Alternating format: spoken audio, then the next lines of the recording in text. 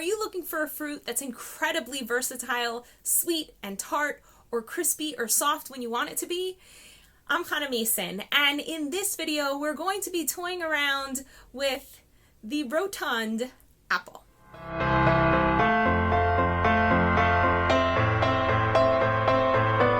The old aphorism that an apple a day keeps the doctor away turns out to actually be true. Why? Because apples are so chock full of fiber. When you bite into an apple, you can actually feel the fiber texturing between your teeth. And that fiber actually really good at cleaning out your mouth, as long as you rinse it out with water afterwards, because the sugar and the tartness in the apple can also mess with your teeth a little bit. But so the apple will clean it and then just rinse with water and you're good. But the other thing that's so incredibly important about fiber is that it gives the bulk that you need to get food to come out the other side in a healthy way. When I used to eat an animal-based diet, I struggled to go to the bathroom more than once a day. Nowadays, I'm going to be really frank, I go 3 to 4 times a day, which is basically the same amount of times a day that I'm having meals. So for every meal, there's food coming in. Theoretically, there should be food going out. And people who eat a plant-based diet tend to follow this pattern because our diets are so chock full of fiber, which is what our very long intestinal tract was designed for. Fiber's picking up all of the mess that's on the edges of the intestines and taking it out where it needs to go. The other thing that fiber does that's really fantastic is that it feeds the microbiome that's in your gut. I've said this in other videos, but in case you haven't seen those, feeding those little guys, super important.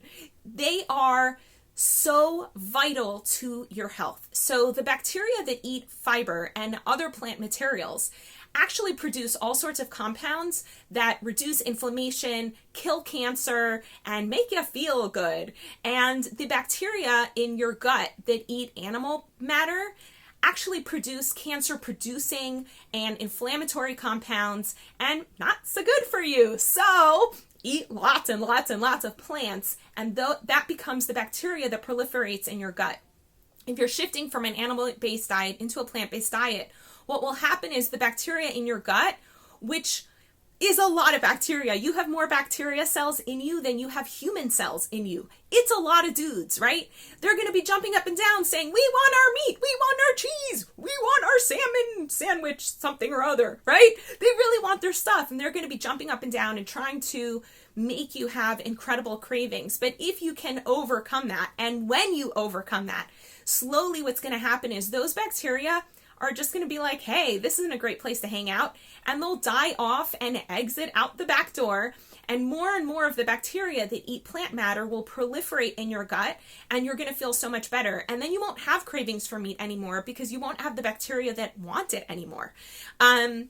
So apples are really great because they can be crispy when you need them, and they can also be oh so soft when you cook them. So I want to give you my very simple whole food apple crumble recipe. So I chop up apples into cubes, and I'm going to teach you how I do that because I happen to cut apples in a way that most people don't cut apples, and kids absolutely love it. So what I do is I take a knife and I cut the apple right here, okay, right along the line to the right of the core. And I don't go all the way down. So for cutting into cubes, I would, but for cutting an apple just for snacking on, this is my trick. I don't go all the way down. I go about 4/5 of the way down. And then I do it again and again and again. And what I end up with are 9 squares. So it looks just like a tic-tac-toe board, with the core being in the middle. And then, because you don't go down all the way, if you look at the bottom of the apple, it looks as though it hasn't been cut at all. And ideally, if you do it just right, none of these pieces fall open.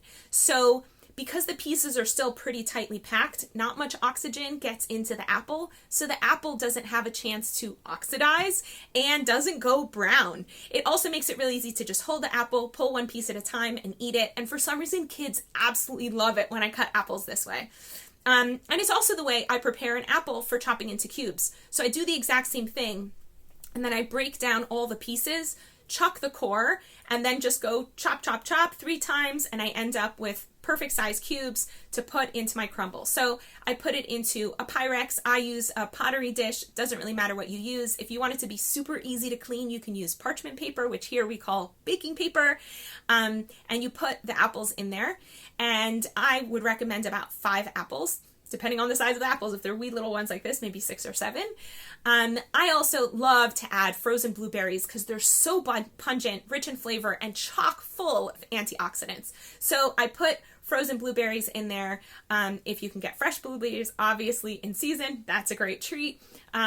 Frozen cherries is great. Chopping up cherries to de-pit them is a lot of work, so frozen cherries makes this so much easier.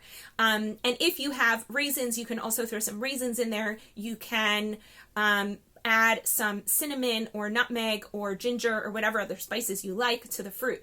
Okay, so that's the fruit part. Then I take oats. So I recommend you take about 2 cups of oats and a cup of dates. So you take the dates and de-pit them and put them into a bowl with just enough water to cover the dates, but not more. And then what you're going to do is you're going to take the dates out of the water after about soaking for like 15 minutes. So now that I think about it, doing the dates before you do anything else is probably a good idea, because while you're chopping up the fruit, the dates are soaking. The dates are going to soak up that water. Then you're going to take the dates out of the bowl, and whatever water's left over is so delish. Highly recommend you drink it. Take the dates, put it into the 2 cups of oats, and mush it all together with your hands. Now, as you're doing that mushing, you can add about half a cup of tahini or any other nut butter that you want. I recommend adding cinnamon, vanilla, just a little bit of nutmeg, and you can put some pecans or walnuts into the mix. Also, you mush it all together really well until it's like all been smoothed out. The oats are now fully covered in date mush and in nut butter. Notice we didn't use any oil or any sugar. These are all whole foods. And once you have everything like evenly mushed out or pretty evenly mushed out, then you're just going to crumble it on top of the apples, put it into the oven, and cook it at 350 Fahrenheit, which is about 180 Celsius, for about half an hour, or until it smells like golden delicious. And there you are. Really easy to make recipe. Makes for a fantastic breakfast, lunch, or dinner, or just dessert, or in-between meal snack, or whatever you want. Hope that you enjoy and that you're getting at least an apple a day, and if not, then 5 or more servings of fruits and vegetables a day.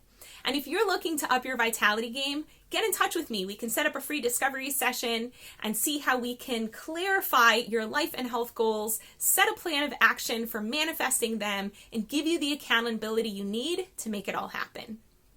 Be in touch with me here or at my website, hannahmason.com. In the meantime, I wish you many little joys. Want to find out what's blocking your vitality? Quickly take the quiz at hannahmason.com/healthquiz.